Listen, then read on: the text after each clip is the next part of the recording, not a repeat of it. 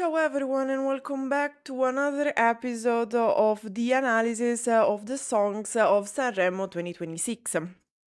Slowly but surely, I'm going to do everything. It's just that, as you might have noticed from my voice, I am struggling with allergy, but we'll get there. We have 30 songs in total. This is the fourth. We got this. So, fourth, why? Fourth place for Magica Favola by Arisa. Now, there was a lot of drama on this because every time Arisa participates in the Sanremo Music Festival, there is always like, oh my god, her voice was so good, it's so unfair, she ranked so low, she should have won, and whatnot and whatnot. Same thing with Georgia, to put it into perspective. Now, the title Magical Fairy Tale. Quite easy. I will have a couple of things to say about the word favola because there is a whole cultural background behind this word and how you use it, but later. Now, for the meaning. As I said with the other singers, each singer invited to Sanremo Music Festival in December, the Sanremo Music Festival is in February, has to present the song. At least its meaning, it's like a general presentation. What did Arisa said about her song? The song is about a life. It's the story of a life that evolves, in which things change. But at a certain point, a little of the child's genuineness returns. Childlike innocence returns. So then the host asked her, does this concern you at all? And she said, of course, let's hope so, because of course the song is very biographical. Now, in another interview, she said specifically in an interview with Sorrisi e Canzoni, which is a newspaper sort of situation, a magazine, we could say, talking about things happening in TV. She said, it's a song divided between two moments, the present and the past. All my life, I focused on the suffering of love, on the yearning for the wrong relationships. But now I see everything with different eyes. Love is something universal, and I no longer intend to dedicate time to something that does not resemble me. And then she continued quoting Ornella Vanoni, another very famous singer who passed recently. She loved to say, I am all the love I've given. And I finally understood what she meant. Romantic feelings don't exist only. There are many types of love, and it's beautiful to discover all the good we can want for others when we can learn to let ourselves be surprised by life.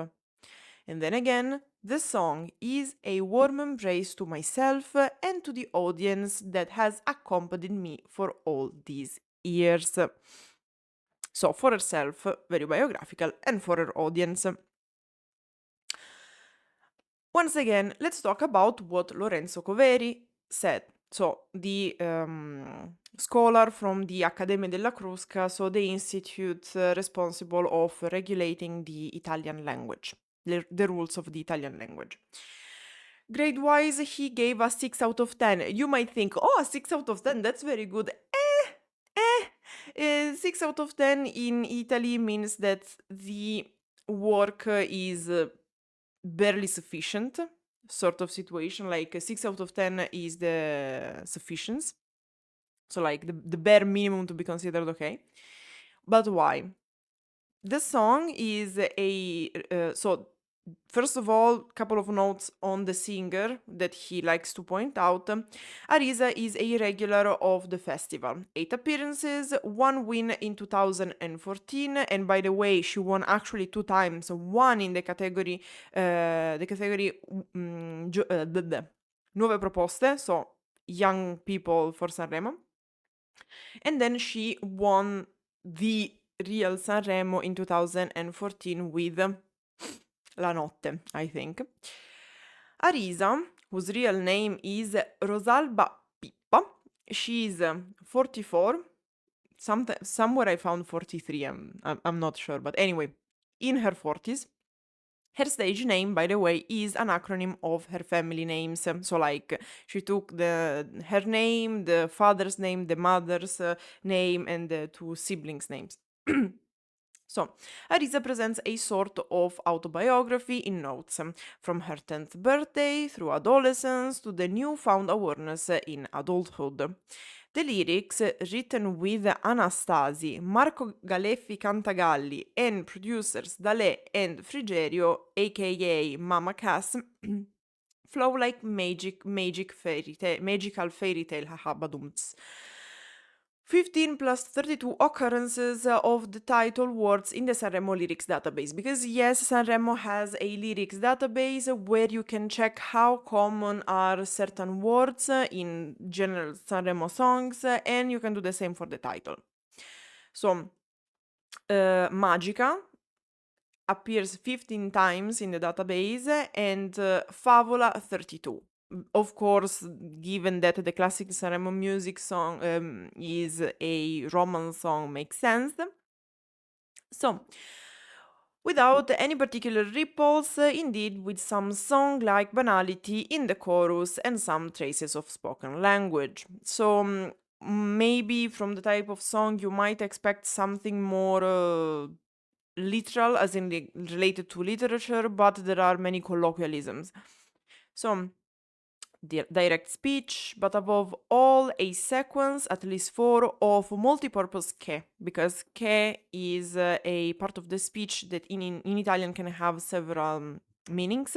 In this song specifically is used in several ways, so with different meanings, that's why multipurpose, serving as a causal or final conjunction, because these are two of the uses of che that bends the literariness of the lyrics in a more colloquial and personal direction, which makes sense because she explained it's not only biographical, but it's also dedicated to my audience, to my community, to my fans. So, little bit of tea just to stay on the topic, since we said it. Among the people who wrote the song, because Arisa is more like a performer, so she doesn't really write and compose herself. She generally has help writing the lyrics and composing the music. So, Anastasi, one of the writers of the lyrics, is, fun fact, her former historical partner, and today he still writes many of her songs. Okay, so now we can talk about the lyrics. We start with a verse introducing the song. A 10 anni, insieme alle mie bambole, giocavo con l'amore. A 14 anni, il primo bacio. Nelle mani avevo un fiore. Fiore amore, classic rhyme. Con l'adolescenza io ho capito che cos'era la passione, che non c'entra con il cuore, si confonde col dolore. So here we even have a rhyme in the middle. So, at 10 years old, together with my dolls, I used to play with love. At 14 years old, my first kiss. In my hands, I had a flower. With adolescence, I understood what passion was, that it has nothing to do with the heart, so with pure love, like affection. It's confused with pain. So, we can see since the beginning that this is surely autobiographical, but specifically concerning her relationship with love. Okay, so she says, when I was a little child, even while playing with my dolls, I was rehearsing relationships. Then, during adolescence, I had my first kiss, and I understood that passion is not really love. Many people confuse it with love, but passion has more to do with pain and suffering than actual love, the one that makes you feel good, we could say. Then we have a verse. Se finisse il mondo in questo istante, fumerei una sigaretta, metterei un vestito eccezionale, sembrerei una principessa. Chiamerei mio padre solamente per ridirgli che mi manca, forse sono solo stanca, fuori già si è fatta l'alba. If the world ended right now, I'd smoke a cigarette. I'd put on a stunning dress. I'd look like a princess. I'd call my dad just to tell him I miss him. Maybe I'm just tired. It's already dawn outside. Now, here, like this verse can be interpreted in several ways because it's so vague, you can really read how much you want into this. So, we start with this tale about how she perceives love, and she says, okay, let's imagine that right now the world ends. Like, that's it, nothing more. What would I do? I'd smoke a cigarette, so probably hinting at not caring that much.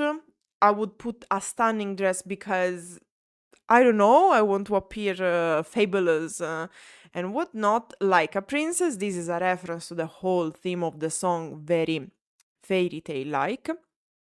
But she's not going to text the ex, text a man, a woman, a partner. She would call her dad. And then, like, maybe I'm just tired, it's already dawn outside.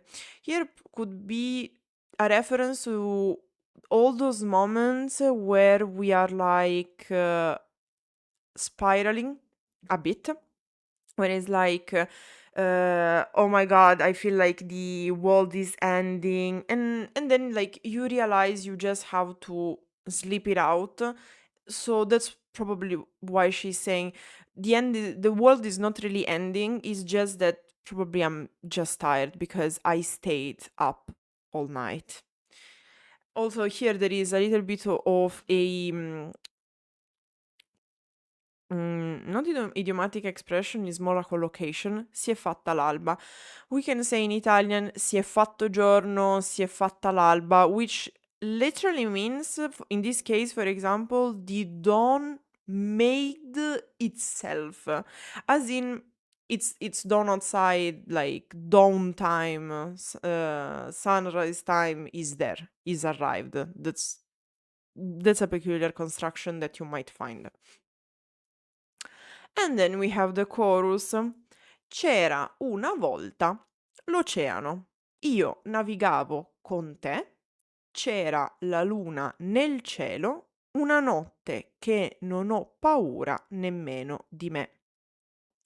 Once upon a time there was the ocean. I sailed with you. There was the moon in the sky. A night that I'm not afraid even of myself. Now, probably this whole reference to the night could be a reference to the song with which she won in 2014 Sanremo Music Festival, because the title was La Notte, the night. So we have an ocean, we have the classic way to start a fairy tale, so c'era una volta, which literally means there was one time, which in English is the formula once upon a time. So more or less is the same thing. So we have the ocean, we have the sailing, we have a beautiful night where she's not even scared of herself. So it means probably that the things she's scared the most is herself, what's in herself. This, of course, points out struggle. We know that, for example, Arisa is working on herself. She was explicit saying that she is going to therapy. She's being followed by a therapist. She's working a lot on herself. So, of course, this I'm 99% sure that is a referent of this inner struggle. But the whole point is who is she talking to? Because she says, I sailed with you, I was sailing with you. Who is this you? Because we know that in this fairy tale there is no charming prince. She said, I am my own charming prince. So we know that she's not talking about a lover. It could be her parents or like someone who supported her, because the parents appear several times in the song. It could also be talking to her inner child. Why? Because her inner child is hinted at several times, even if a little bit implicitly. You will see in the next parts of the song. Then we have a verse. A 30 anni tutti mi dicevano che bella la tua voce. A 40 voglio solamente ritrovare un po' di pace. Che mi piacerebbe ritornare tra le braccia di mia madre mentre un'altra stella cade nel romantico disordine. Here we have a lot of alliteration of Rs, as you might have noticed. At 30 years old, everyone told me how beautiful your voice is, which is when pretty much she won her Sanremo music festival. At 40, I just want to find some peace, so now.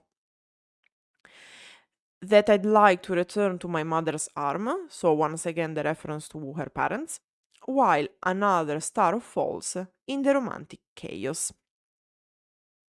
And here we have a little bit the conclusion of the climax, which starts at 10 years old, 14, then 30, then 40, and builds up until now, because here it marks the difference between the past and the present, because we had 10, 14, 30, and then now at 40. So what is happening now? And we had this a bit in the previous verse, because she says, se finisse il mondo in questo istante fumerei una sigaretta. So what is happening now versus what was happening in the past, which is in the intro. So in the intro we had the past, then in the verse we had the present, and then in the second verse we have the first half, which is the past, and the second half, which is the present. Then we have a modification of the chorus. The first part is the same. C'era una volta l'oceano, io navigavo con te, c'era la luna nel cielo, una notte che non ho paura nemmeno di me. Once upon a time there was the ocean, I sailed with you, there was the moon in the sky, a night that I wasn't afraid of even myself. But then there is a bonus second part where she says, c'era una volta il mistero, ti innamoravi di me. Non c'era il bianco né il nero, ma l'arcobaleno più bello che c'è. Again, we have once upon a time, there was a mystery. You fell in love with me. There was no black or white, nor white, but the most beautiful rainbow there is. So what is the rainbow and what is the black and white? Here you could interpret it as you can see the life as the sum of good things and bad things happening. So seeing the life in black and white. In Italian we say bianco e nero. So we invert them. And so you could see the life as a zero sum of good thing, like a sum of good things and bad things. So your life is good if the good things balance the bad things. Or you can see it as a rainbow. So simply as things happening, different things happening, having a different impact on your life, and probably seeing life this way is a little bit better because you don't have to count how good your life is according to how many things are good and how many things are bad. There are things happening, and you can choose to see it as a good thing in the complex. Then we have a bridge. Io mi perdo tra le onde, con il sole che piano si accende e il passato diventa presente, la bambina ritorna innocente. So, as you might have noticed, several perfect rhymes. I lose myself in the waves, with the sun slowly lighting up. Il sole che si accende is a poetic formula. Generally in Italian, il sole sorge, the sun rise. Here it lights up. Probably like her life after she started to see it in a different way. And the past become present. The little girl becomes innocent again. And that's why I think the person she's talking to in the song is her inner child.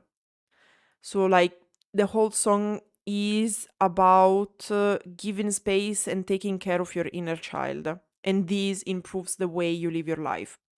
Chiudi gli occhi, amore, o ti presto gli occhiali da sole, che per oggi la vita è una piccola magica favola. Close your eyes, love, and here, love doesn't make sense talking about a partner because on this she was very explicitly. Love is also a way that you can talk to a child. So, for example, if you have your child like chiudi gli occhi amore, like close your eyes, love, honey, darling, but it is also used for children, like for your children, no? O ti presto gli occhiali da sole, or I lend you my sunglasses. That for today, life is a little magical fairy tale. And then the song ends with another variation of the chorus. This variation is like minimal compared to before because we still have c'era una volta l'oceano, io navigavo con te, non c'è più bianco né nero, ma l'arcobaleno più grande che c'è. Here's like grande before it was bello, if I remember correctly. Let me check. Yeah, before it was bello, now it's big. C'è l'arcobaleno qui dentro di me. Once upon a time there was the ocean, I sailed with you, there's no longer black nor white, but the biggest rainbow there is. There's a rainbow here, inside me.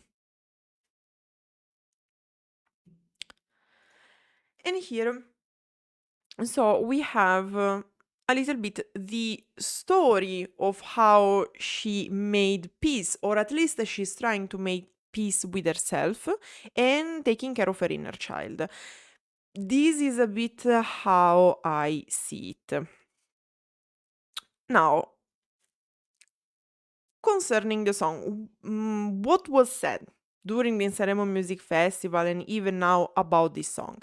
First of all, classic drama. Oh my god, Arisa is too good. She should have won. It's the same thing that happened last year with Georgia.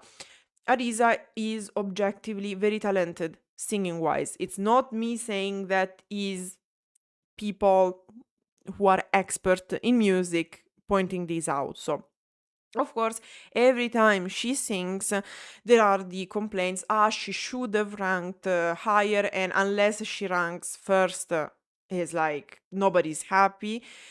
But it's true that the same thing that happened with Georgia, when you do a very niche and a bit banal song where your stage presence is not as much, because both Georgia and Arisa have very static stage presence.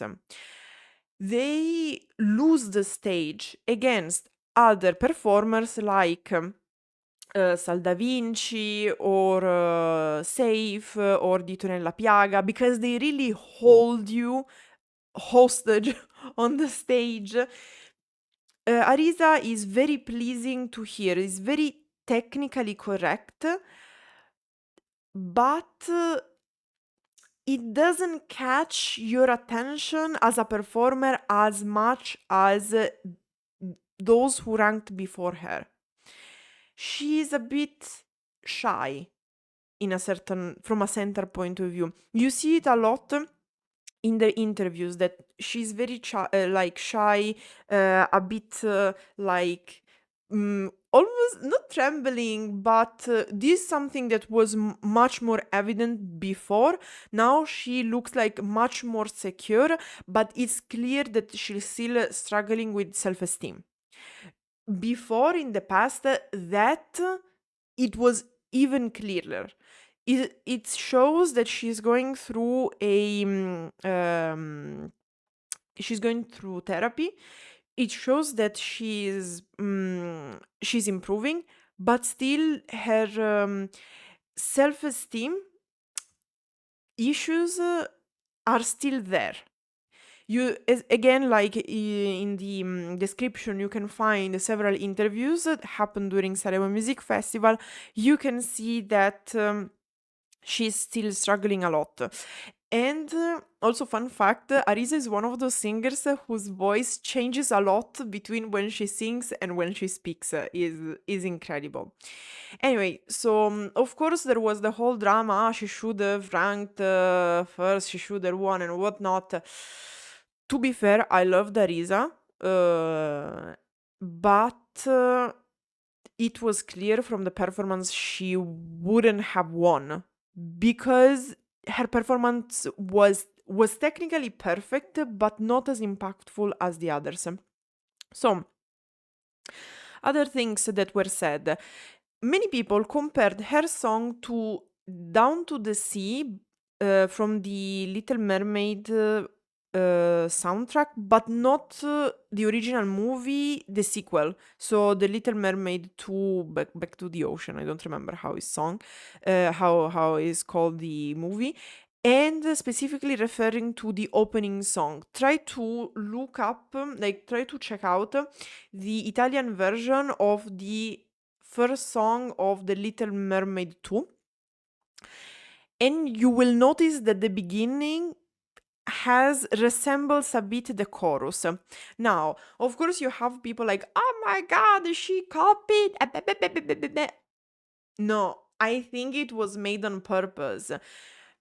I don't know if the favorite fairy tale of Arisa is the Little Mermaid, but the references are quite there. Like the whole point is, was it subconscious or was it made on purpose? Chances are that being professional people, it was made on purpose.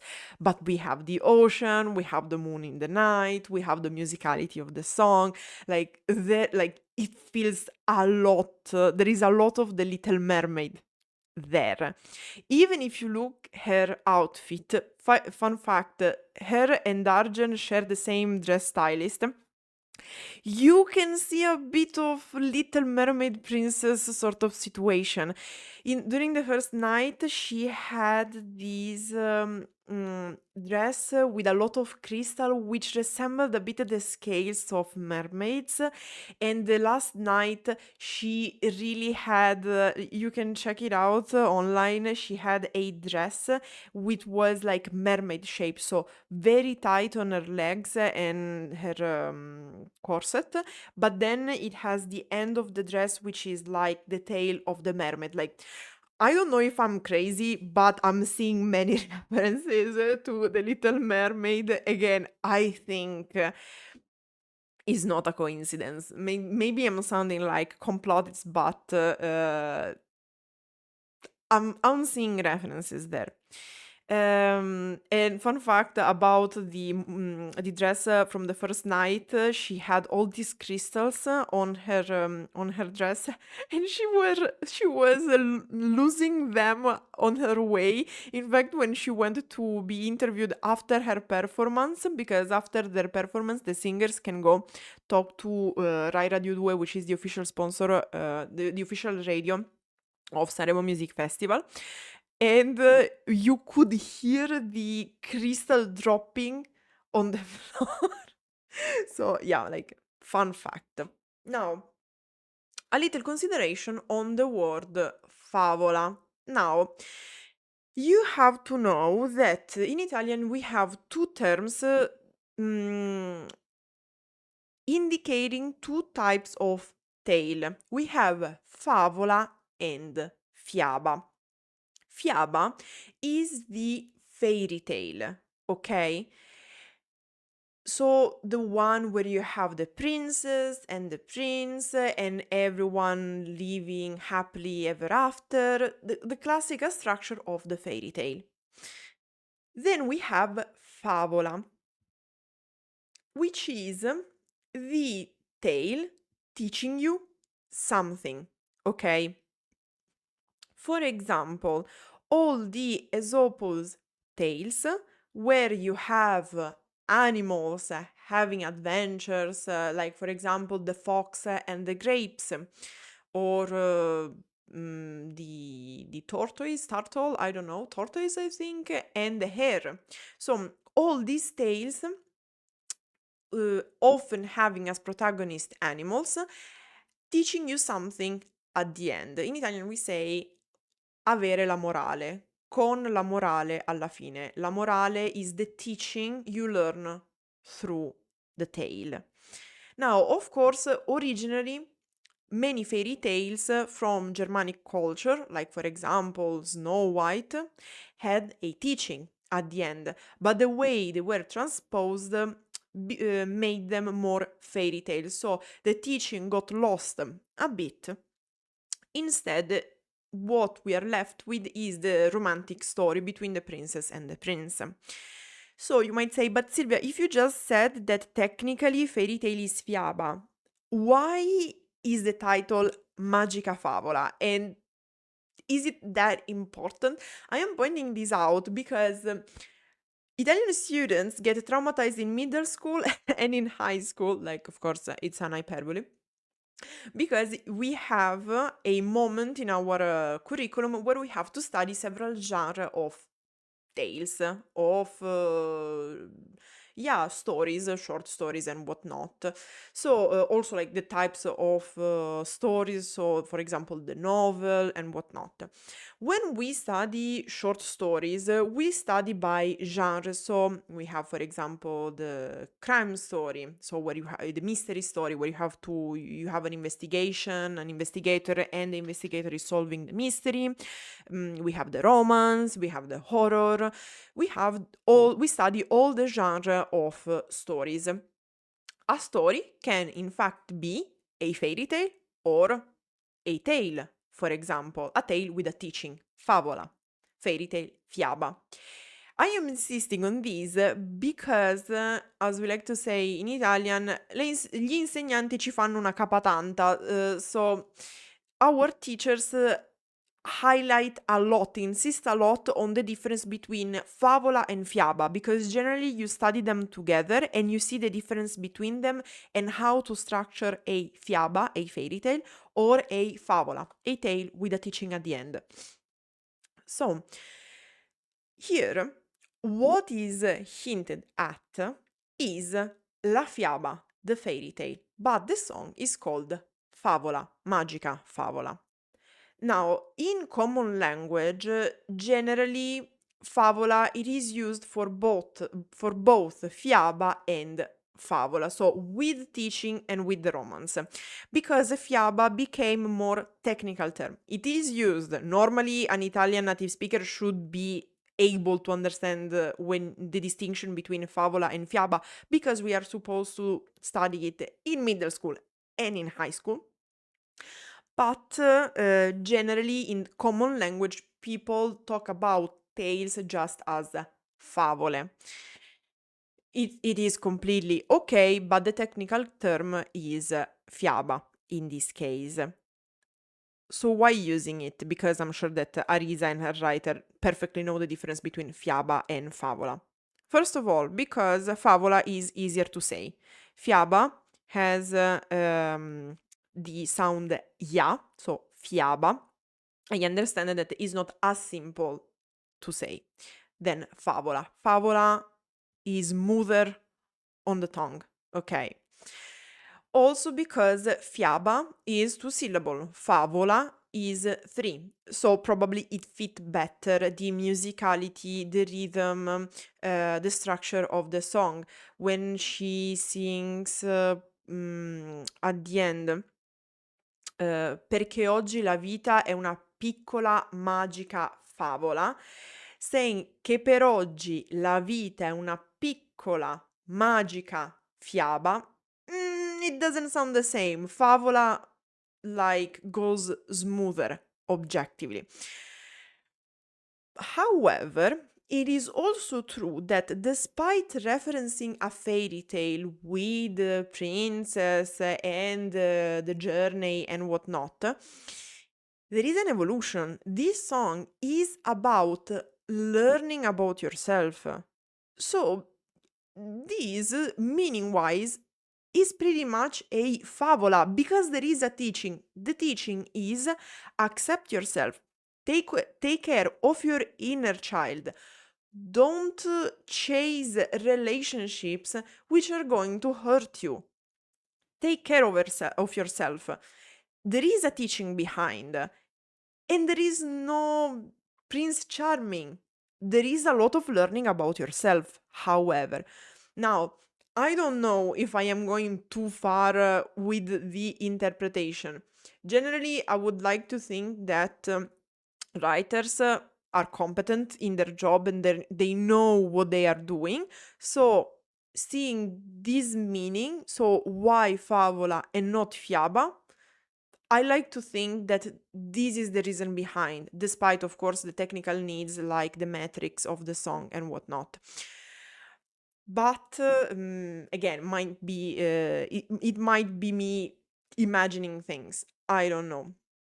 That said, I don't have much more to say, but if you have more information about the song, I would be happy to hear it in the comments, just like I would be happy to hear about what you think this song. Because I understand that according to different people, it doesn't hit as much and it hit much more if you just listen to it than seen with the performance. There are certain songs changing a lot, improving a lot with the performance, so like with the performer, the singer acting on the stage. Here the acting is much in the melody, so probably if you just put your headphones on and listen to the song, just listening to the song without the stage presence, this song might give more than other songs, requiring more stage presence because they need more acting and performance on the stage. This song is a very technical song, so if you just listen to the song, probably you will have better opinion of this than other songs.